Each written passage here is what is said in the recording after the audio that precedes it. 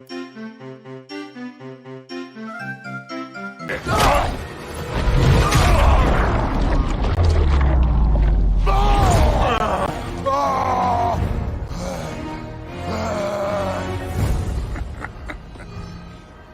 he is.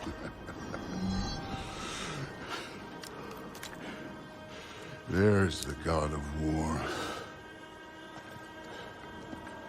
What if God of War Ragnarok was a Pokemon game, taking place in the Ragni region? Ragni coming from the words Ragnarok and Ni, the Norwegian word for 9, considering God of War Ragnarok has you traveling the 9 realms. Now, God of War and Pokemon are two totally different franchises, one being kid-friendly and one not so much. So will this be edgy Pokemon? No, it will not. I will be injecting God of War into Pokemon, meaning it will be classic Pokemon just influenced by God of War. If it was the other way around, it would be Kratos ripping the heads off of Charizards. This game starts with the player, you, in a small town in Midgard. This will be a classic journey where you take on the gym challenge, with each gym leader residing in one of the 8 other realms, aside from Midgard. On your adventure, you'll meet all kinds of new Pokemon, but you, of course, can't begin until you've chosen your starter. Let's see what we've got. When coming up with starters, I could have gone in a ton of different directions. At first, I was thinking of main characters like Kratos, Atreus, and Mimir possibly being the inspirations, but I ended up with something else instead. Spoilers for God of War Ragnarok, by the way. I decided to base the 3 starters of the Ragni region on Kratos' 3 main weapons in the game, the Leviathan Axe, Chaos Blades, and Draupnir Spear. Though the Leviathan Axe is Kratos' main weapon in the new God of War games, the Chaos Blades are the OGs, so let's start with those. Obviously, for the starter Grass, Fire, Water trio, the Chaos Blades were going to be the Fire type. I wanted to implement the chains of this weapon as well as the fluidity of their movement. While thinking about it, I thought some kind of fire snake with a coiled body would fit best. I don't want these Pokemon to literally be the weapons, only partially inspired by them. Using Ekans as a base, I start with the head. I just think that Ekans is going to be the best kind of base for the coils, which I wanted to use. I wanted a lot of coils in this Pokemon, and Ekans has the best body for that. I'm not the best artist. I need some help. I ended up settling for this shape, and then adding the second coil. At first, I thought I was only going to do 2 coils, so I tried adding a tail, kind of a hook-like tail. I ended up scrapping that and flipping the design to be more upright. Thinking this was it, I didn't like this though, so I scrapped that and tried adding a 3rd coil to the snake design. Ended up going for a 4th, and this is going to be the tail. Couldn't really get the tail right, just nothing was looking good, until I decided to make it kind of a knife-like pattern to mimic the Chaos Blades, basically. I knew I wanted to make the head look like the Chaos Blades also, so I ended up going with something like this. But this was looking too downwards, and I ended up kind of rotating it to be more upwards. I just didn't like the downward look of the head. So flipping it up, and then I wasn't really sure how to do the nose until I decided to use this tool, and I actually ended up liking the way it segmented the nose from the head. It kind of just gives it, you know, a difference in shape, and I liked that. I missed recording the eyes and mouth on accident, but there you go. That's what I ended up with. Adding some accents on the head and body and underbelly, as well as the tail, just to not make it one big color blob. And then starting with the colors, going for a reddish orange, just for the fire type, obviously. And then doing some silver to mimic like the blades, because they are made out of metal. And some gold, just to accent it. Finish the eyes, and before some shading, this is it. Meet Charcoil, the coiled Pokemon, a fire type. Named from charcoal, char, coil, and oil. It has the ability Blaze and hidden ability Sharpness to strengthen its slicing attacks. Charcoil are very loyal to those they trust. They'll wrap their body around the arm of their trainer until it's time for battle. In battle, Charcoil can uncoil their body like a spring to launch at the opponent. Launching head first, these Pokemon sink their fangs into their prey and inject oil that's made within their bodies. Its tail recoils from the spring launch and strikes the opponent like Flintstone, lighting the oil ablaze. Its shiny is really just a switching of the color of its eyes, tail stripe, and body, but I think it looks good like this. Next, let's make a starter based off of the Leviathan Axe, Kratos' new main weapon. Of course, this Pokemon had to be an ice type, but it also had to be either water or grass too. I decided to make the Dropnear Spear Pokemon a water type in the end, so that left me with grass for the axe. I had lots of ideas, like from a giraffe with a neck and head like an axe handle and axe head, but I decided on using elephants as an inspiration instead.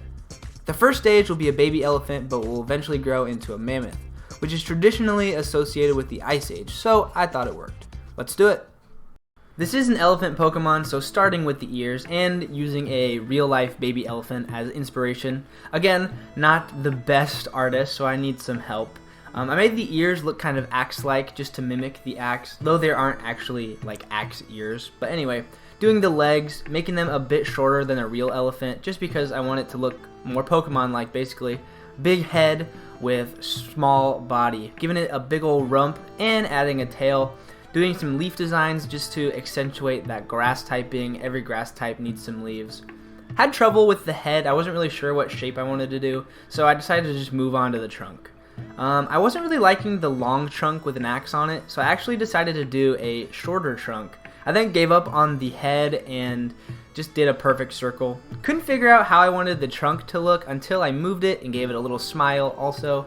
Had a lot of trouble with the eye until I decided to make it more confident looking, and I ended up with an eye that looked like this. Added some more leaf patterns, gave it a tusk coming out of the ear, not a tusk, a tuft of grass coming out of the ear, sorry. Adding some accents on the nose, ears, and feet, just some wooden patterns is what they end up being. Gave it a little mask on the face just to break up the color.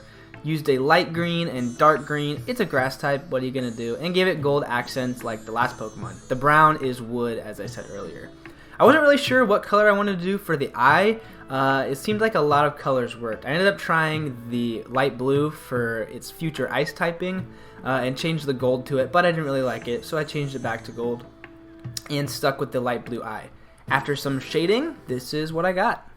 Here is Trunks, the Axe Trunk Pokemon, and a grass type, named from Trunk, both the tree kind and the elephant nose kind, and Axe.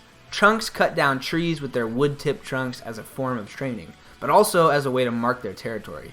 When they feel well trained enough, they'll travel to colder climates to become even stronger. Due to their remarkable memories, no matter where they go, they'll always be able to return to their original territory. This is a nod to the Leviathan axe being able to be thrown and called back. Trunks have the ability Overgrow and Thick Fat as a hidden ability to help against fire and ice types. Its shiny form takes inspiration from its future ice typing, taking on a cooler color scheme. Finally, a starter based off of the Dropnear Spear. Technically, the Dropnear is a ring that multiplies endlessly and turns into a spear to be used as a weapon. So I wanted the evolutionary line to start as a ring and become more spear-like. Coming up with an animal design that's also a ring was really hard though, until I thought of a life preserver ring. This would fit perfectly with the water type. Regarding the final evolution's spear-like qualities, I thought a narwhal would fit perfect. Now I just had to work backwards and combine a narwhal with a ring, so let me show you what I came up with. Starting with a perfect circle, I morph it into an oval as it is a ring-shaped Pokemon. Connecting the ovals, this will be the main body. Now doing another oval, this will be the belly, so this is the underside of the Pokemon. Adding a tail, just trying to make it look good, and then adding the flippers on the sides. Doing the eye and tusk, I believe it would be called, but we can also call it nose, I guess. Doing a smile on bottom, kind of like a stingray, but I ended up wanting to do it on the face instead. It just looked better. Adding some lines for detail and to make it look more like a life preserver ring. I was thinking of doing some up by the face, but I didn't really like it in practice, so I moved them back towards the flippers. Now it's time for color. I'm doing gold for the golden Dropnear Spear, and just adding white. I ended up wanting to see if I liked it the other way around, but I didn't, so back to gold by the face. Adding blue on the eye for its water type, basically, and doing some shading on the bottom just to show that this is the underside of the Pokemon. With some more shading, here is Dripnar, the ring Pokemon, and a water type. Dripnar comes from Drip, Dropnear, and Narwhal.